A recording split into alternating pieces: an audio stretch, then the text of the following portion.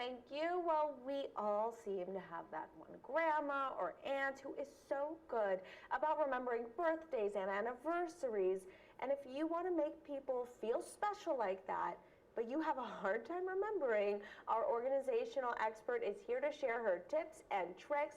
Brenda Principali joins us now. Thank you so much for being here. My pleasure. Thanks for having me. Yes, my grandma is so good about this. My husband's grandma is so good about this. I strive to be as good as them one day. I imagine you're very good at it as well. I do my best. I do my best. We all can always do a little bit better. But, you know, I mean, the very first thing is that you have to have something that triggers you to remember and a reminder of some sort. And so there are several different ways that you can, you know, have that birthday calendar. There are books that have that.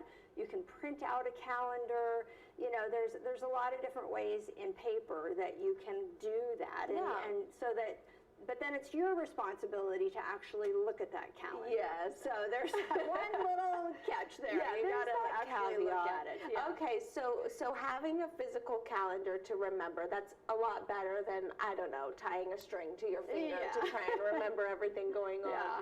So tell us what we do after we write it down, because that's step one. Right. Well, you know, some people like to transition it into a digital environment.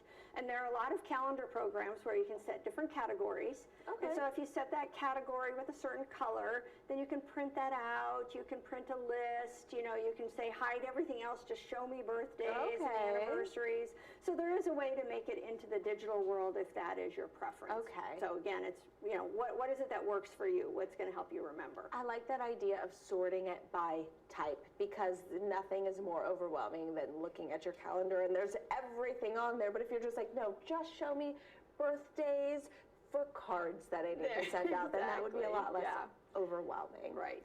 Okay, so then what? Well, the next thing is you need to decide if you want to send paper or physical cards. Do you want to actually send those, or do you want to do digital? Okay. And in the paper world, one of the things that's really easy to do is to plan a month at a time. Okay. There are people that even plan a year at a time. But one of the things it does is it really saves you time, because if you're going to go to the store and make a special trip and you're just buying one card and you're going home, a lot of times what you've done is you're actually looking at probably 10 to 15 cards.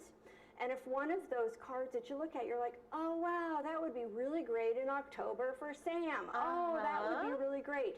So make the best use of your card shopping and bring them home.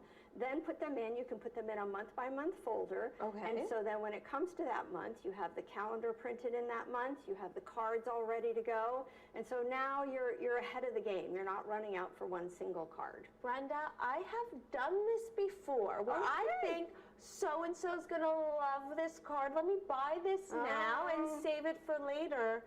And I still have it years later because I forgot where I put it, and then I find it again. And guess what? It's not Mother's Day anymore, so now I gotta put it back, and then we forgot it again. Right. So, what should I do differently? Well, you know, having, like I said, just month by month, and a hanging file folder that's completely just for those cards.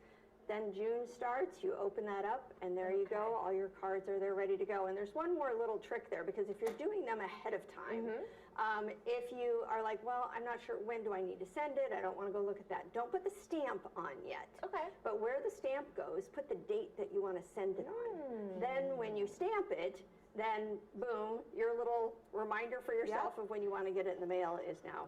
Okay, that is smart. Okay, so that's for physical paper cards. Right. What about digital? Well, you know, there's a trade-off, and some people really like to do that digital environment. Most of the programs cost $30 to $40 a year, but you might end up spending that on cards and stamps anyway. Okay, so the expense of it isn't, you know, something that you wouldn't have been, money that you wouldn't have been spending anyway. But some of the nice things about it is that you can customize them.